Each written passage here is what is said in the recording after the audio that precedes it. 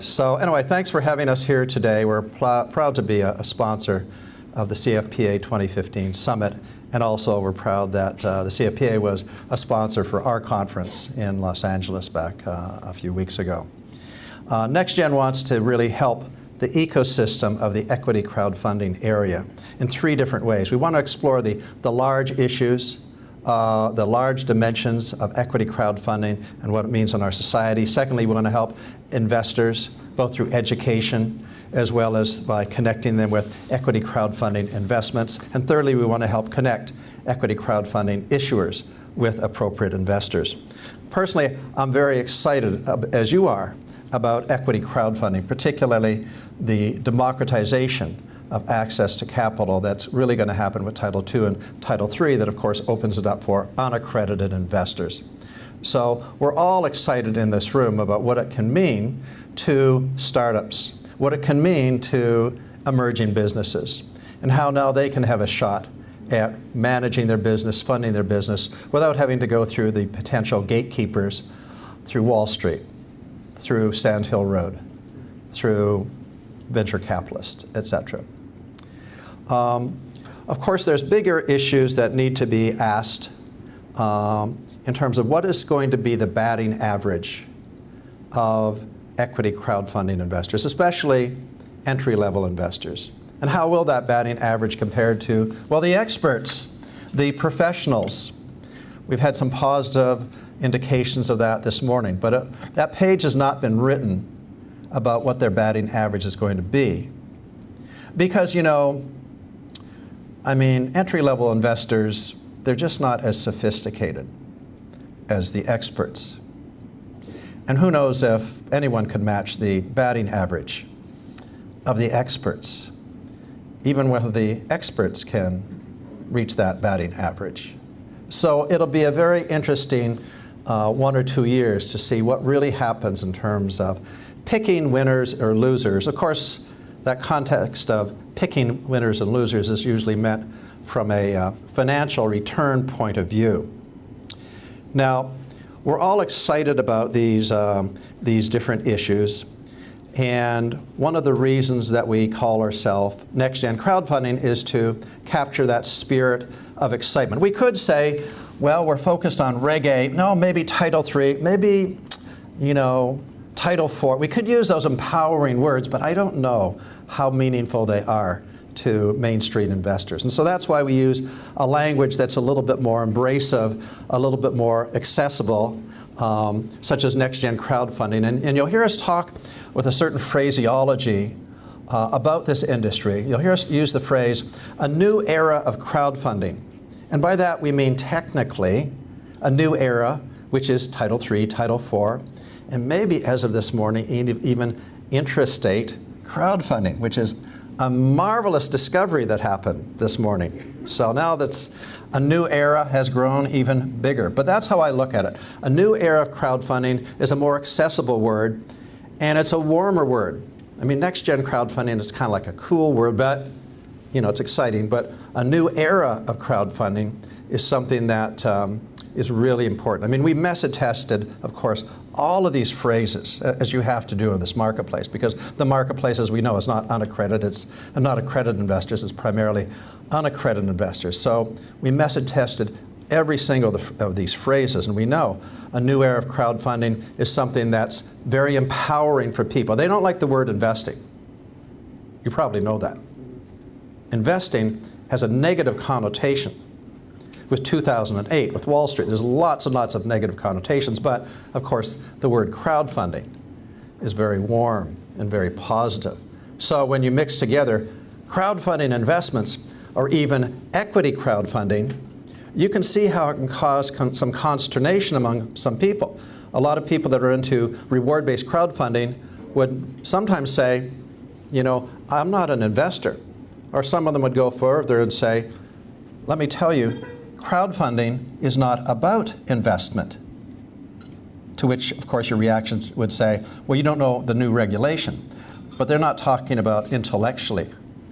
You know, it's not part of it. They're saying emotionally, the crowdfunding is for people that have wholesome thoughts and ideas. So the decoding of the DNA, so to speak, of these entry-level investors is going to be a journey that we're all going to go through, and we look forward to that. So there's these unanswered questions, as I said, about what is going to be the batting average. But I want to focus today on two key issues. Number one, do all companies deserve to get equity crowdfunding? And it'd be interesting to know where you stand on that. Are you a populist person that says everyone should get a fair shot at getting equity crowdfunding? Or are you a curator that says, no, there now needs to be some new gatekeepers in town, not just the traditional ones of Wall Street and Silicon Valley? So how many people here are populists thinking that any small business should get a fair shot? Peter and about 37 other people. And how many people are gatekeepers and says, no, there needs to be considered opinion about whether everyone gets into the crowdfunding club? How many in that group? Okay. This is great. Do we have that recorded, Rob? Great. Well, I'm not going to tell you what I think, but I will say that it doesn't make sense just between us for every company to really get equity crowdfunding. In some cases, it's not appropriate. Now, it's not cool to pick on specific companies that really don't deserve this, because it would be cruel to do that. But I thought I would pick on a particular company that really didn't deserve to get equity crowdfunding. And this is a company that was started back in 1976. It was a Canadian software company.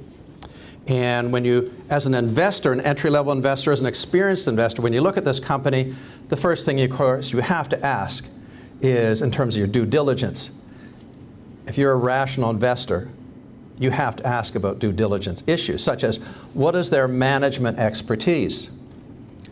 Well, back in 1976, when I started my company, the only background I had from management was my parents had a grocery store in a 900-person town in California, and I did read one book by Peter Drucker on management, which was a great book, but it wasn't really that valuable for startups, etc. So I wouldn't have touched my company as an investor just based on the management experience, alone.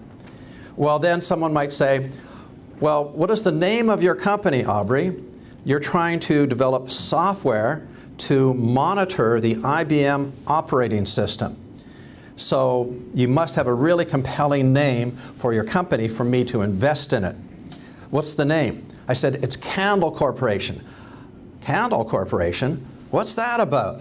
Why doesn't it say something about computers like IBM or data or something like that? And I said, no, you don't understand. Candle Corporation, it's a metaphor about how we can illuminate the inside of an operating system. Now you're smiling, okay, but I need to explain this. You see, if you take two people, put them 300 yards away, I'm going to ask you this question technically, and one person starts a laser beam, and at the same time, the other person lights a candle on a dark night. Which light are you going to see first? How many people think you're actually going to see the laser beam first? Okay, couple, okay?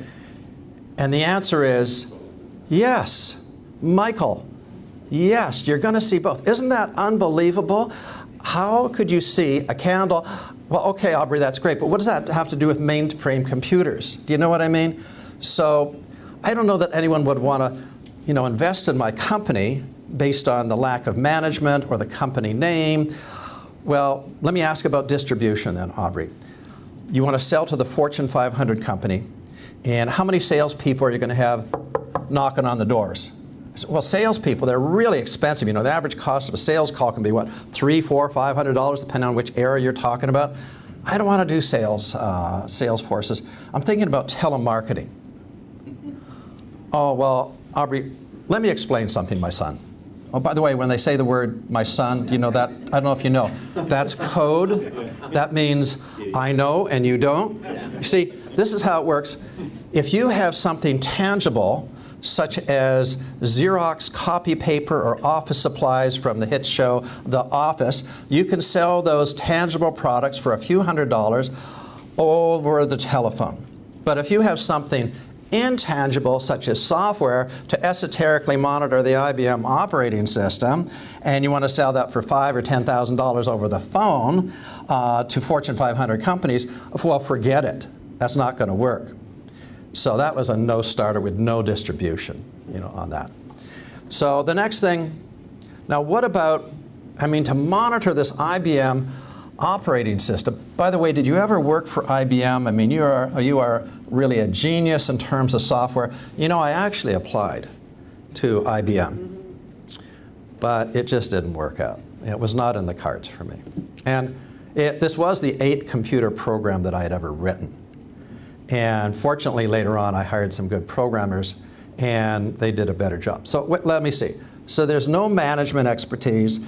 The name, the branding, sucks. There's no distribution. There's no there in terms of your technical expertise. Well, what about barriers to entry?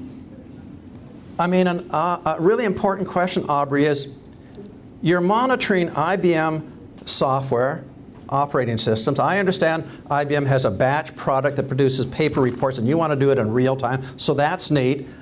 But Aubrey, what's going to happen if IBM decides to develop their own product, their own real-time product? To which I said, I really don't know what we would do. But I will tell you this. That's a really good question. So I wouldn't have, personally, if I were an outsider, I wouldn't have invested. I wouldn't have recommended that my company use equity crowdfunding at any level. And so I do believe that even though you can say it's great for the populist movement, and of course my product was not B2C, I don't know that equity crowdfunding is really great for everyone. But it does bring up the issue about whether or not the entry-level investor has the wherewithal, the shrewdness, to discern what's a good investment.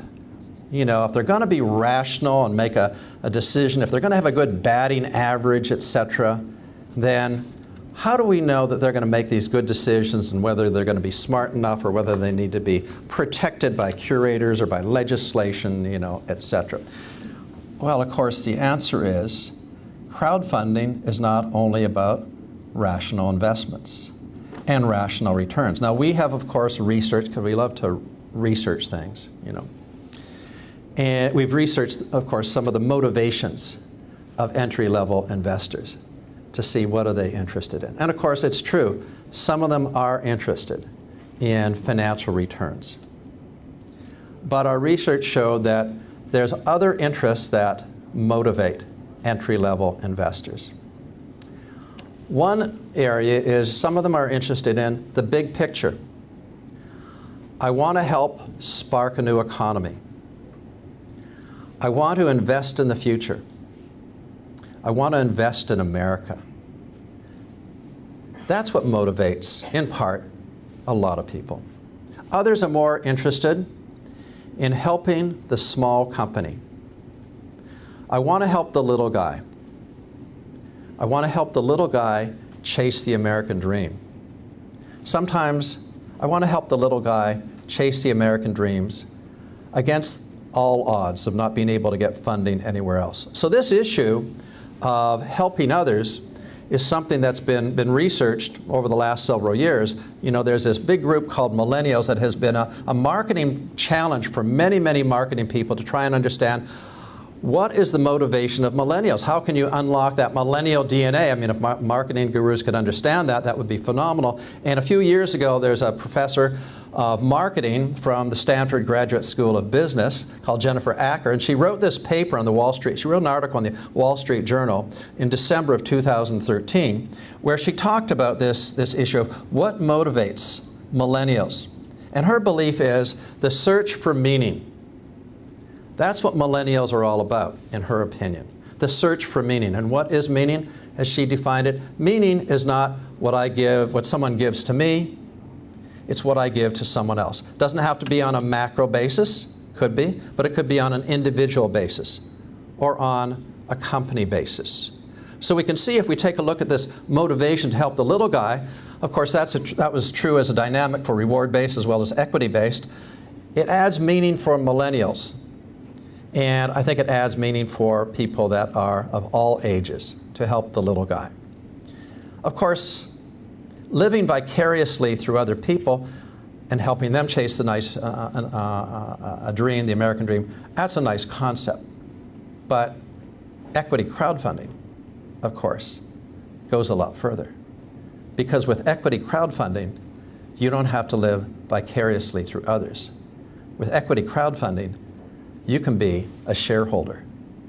And if you're a shareholder, then you can be a stakeholder. And what that means is you can chase the American dream with the company as opposed to just watching them. And this is a tremendous dynamic. You know, we often like to talk about the opportunity for equity crowdfunding for issuers, for the small startup and emerging company, and what the democratization of capital means to them. That's all true, and that's all great. But I think there's something bigger. Because from a financial point of view, as we know, our country has a massive financial deficit. But we also have a massive hope deficit. There are, as we know, millions of Americans, whether they're 10 years old to 90 years old, that say to themselves, on a personal basis, I'm probably not going to achieve the American dream myself. I'm probably not going to start or create a startup. I'm probably not going to be hired by a startup.